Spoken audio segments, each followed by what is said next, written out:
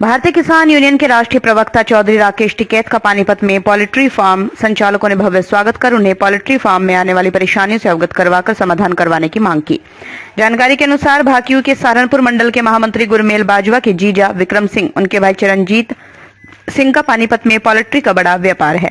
गुरमेल बाजवा ने बताया, सोमवार को उनके जीजा के बुलावे पर चौधरी राकेश टिकैत पानीपत पहुंचे, जहां उन्हें मुर्गे के फार्म का निरीक्षण कराकर उनके सामने व्यापार में आ रही परेशानियों से अवगत कराया।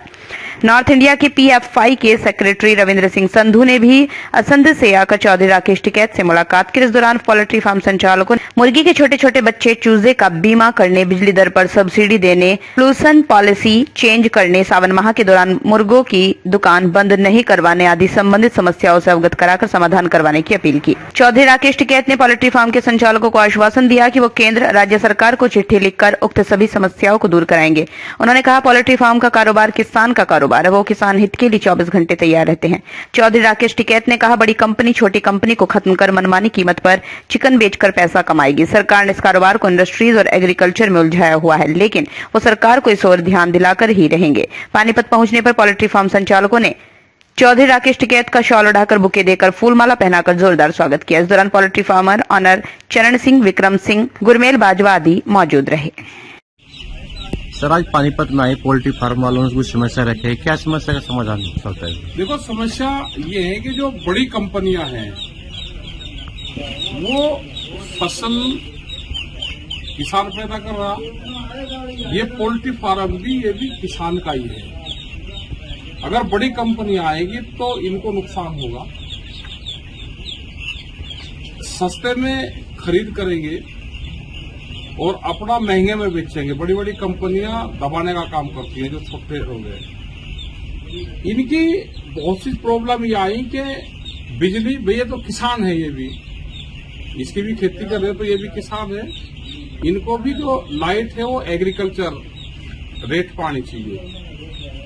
एक तरफ तो सरकार ये कहती है जब उनको फंड अगर देना होता है किसान के नाम पे तो वो इनको दे देती है बड़ी कंपनी को, और जहां उनको प्रॉफिट होता है फिर इनको एक कंपनी बताने लगते हैं। तो इसको एक साइड में करना चाहिए, या तो इसको बताए कि ये इंडस्ट्रीज है, या फिर इसको बताए कि एग्रीकल्चर है। अगर सब्सिडी वाला मामला है तो या लोन देना हो तो इनके नाम डाल देते हैं, कोई और फायदा उठाना हो तो ये इंडस्ट्रीज है, बिजली में ये इंडस्ट्रीज कहां से देंगे? अब इन्हें पोल्यूशन के नाम पे जिस तरह के नॉर्म्स बनाए हैं पोल्यूशन वाले, वो ये पूरे कर ही नहीं पाएंगे। तो जो छोटा इंडस्ट्रीज वाला है उसको बेहद ज्यादा नुकसान होगा, वो माना जाएगा। इसमें भी अगर बड़ी कंपनी आएगी तो जो हमारे गांव देहात के जो बच्चे छोटा छोटा काम करते हैं वो सब खत्म हो जाएंगे, पोल्ट्री फार्म सब खत्म हो जाएंगे। तो हम सरकारों को इसमें चिट्ठी भी लिखेंगे, आज यहाँ पे आए भी हैं पानीपत में, और ये फार्म देखिए, ये भी एक किस्म से किसान ही अपने खेत में इसको करता है। बहुत बीमारियां हैं, तो सरकारों को इन सब चीजों पर ध्यान देना चाहिए।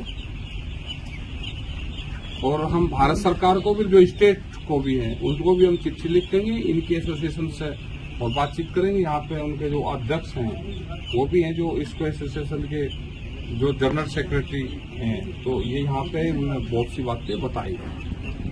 तो एक सर और बहुत बड़ी समस्या है, जैसे हम किसान हैं, तो जो छोटी फार्मिंग है वो हम मुर्गा जो है कंपनियों का पाल रहे हैं। तो कंपनी जो खर्चा है हमारा, जितना खर्चा होता है पालने में 10 रुपए किलो तक, तो फार्मर का खर्चा ही है, जो शेड में हमारा है, और बिजली खर्चा सारा हमारा है, टोटल लगा के 10 रुपए किलो का तो खर्चा ही है। वो कंपनी जो हमारे को 40 दिन बाद मुर्गा निकालने के बाद जो पैसे देती है वो 10 रुपए भी नहीं देती। किसान के पूरे पैसे जो उसका खर्चा है वो भी नहीं मिल पा रहा। तो ये भी हमारी सरकार से डिमांड है। हमने पीछे भी काफी संघर्ष करा है, काफी मीटिंगें हुई है कि कम से कम जो उसकी लागत है और जो उसकी थोड़ी बहुत लेबर बनती है उसको मतलब एक्स्ट्रा कोई पैसे देने चाहिए। अगर 10 रुपए खर्च कर रहा है किसान तो उसको 15 रुपए किलो के या 20 रुपए किलो के तो कंपनियों को देने बनते हैं। उस पर भी कोई मतलब कार्रवाई जब तक इस पर नॉर्म्स भी बनेंगे, इस पर पूरी प्रॉपर मीटिंग बैठनी चाहिए, इसके नॉर्म्स बनना चाहिए, और कितना लाभ किसान को हो जो लोग इसमें काम कर रहे हैं। अगर लाभ नहीं होगा तो ये एक दिन छोटी छोटी कंपनी ये खत्म हो जाएंगे और फिर बड़ी कंपनी अपने रेट पे फिर चिकन को बेचने का काम करेगी। हाँ, ऐसा ही हो रहा है। जो छोटी फार्मिंग है वो सारी कंपनियों के अंडर जा रही है, वो खत्म होती जा रही है। वो खत्म होती हाँ जी, वो पूरे देश हमने में। देखा कि छोटे छोटे बंद हो रहे हैं बहुत। हाँ जी, हाँ जी, वो यही कारण है। वो कंपनियां जो है इनको कुछ फार्मर को कुछ देती नहीं है। तो हमने पीएफआई की तरफ से भी हमने गाइडलाइन सेंटर सरकार से जारी करवाई है, जो भारत के 8 स्टेटों में तो लागू हो चुकी है। लेकिन ग्राउंड लेवल पे नहीं है नेताजी, वो ग्राउंड लेवल पे काम नहीं हो रहा।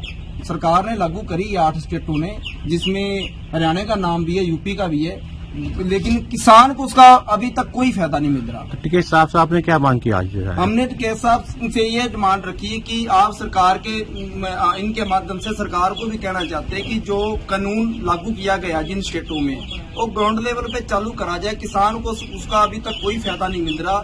मल्टीनेशनल कंपनियां जो हैं वो ही सारा हावी होती जा रही हैं, और किसान जो छोटा फार्मर है हमारा वो बर्बाद होता जा रहा है। बहुत सारे फार्म बंद हो गए हैं, और आने वाले टाइम में ऐसा लग रहा है कि छोटी फार्मिंग किसान जो खत्म हो जाएगा पूरे का पूरा।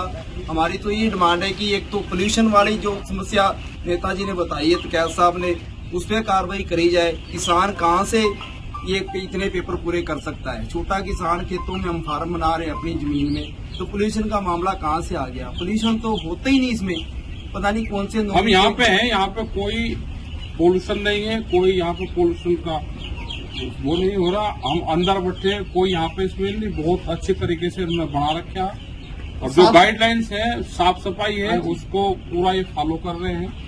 लेकिन फिर भी इनको छोटे फार्म वालों को तंग करा जाता है पोल्यूशन के नाम पे। एक बात और थी, जैसे कोई भी इंडस्ट्री है, अब इसका एक छोटे से फार्मर की जो लागत आती है ना, जो मान लो 10,000 का फार्मर है, उसकी लागत लगभग 10,000 मुर्गे को पालने के 12 लाख रुपए आती है जी, बिल्डिंग को छोड़ के। इस मुर्गे को पालने की लागत है जी 12 लाख रुपए, जो 1.5 महीने में खर्चा करना है। तो इसमें क्या है, एक मुर्गा जो है लगभग 200 रुपए का पड़ता है। थोड़ी इस तरह का भी सरकार को करना चाहिए भी, गरीब आदमी जो काम धंधा कर रहा है उसको बीमा, सब्सिडी या बीमा, मुर्गे का बीमा होना चाहिए। मान लो जितने मुर्गे मरेंगे उस फार्मर का, गरीब आदमी का नुकसान होगा तो उसको हर्जाना मिलना चाहिए। कंपनियां क्या करती हैं, बिल्डिंग का बीमा कर देंगी, सब चीजों का बीमा कर देंगी, पर बात जब चूजे की आती है तब कोई चूजे का भी बीमा कर देंगे। किस उस पे करेंगे भी? अगर शेड में आग लग जाए, इसमें आग लगने वाला कुछ है ही नहीं जी। भूकंप आ जाए, गिर जाए, तब देंगे। बीमारी का नहीं है, बीमारी का नहीं है, ये बीमारी से बहुत बड़े नुकसान होते हैं। बीमारी का नहीं देते, बीमारी का नहीं। बीमारी का। और पहले कंपनियां देखो, सरकार जब तक किसान को, चाहे वो फिश फार्मर हो या वो ये मुर्गे का फार्मर हो या कोई सा भी हो, जब तक सरकारें सपोर्ट नहीं करेगी ये बढ़ेगा नहीं। जनसंख्या देश में बहुत बढ़ रही है, तो इन सब चीजों को सपोर्ट करने की जरूरत है। यही हम सरकार को चिट्ठी भी लिखेंगे, सरकार से बातचीत भी करेंगे। बराबर।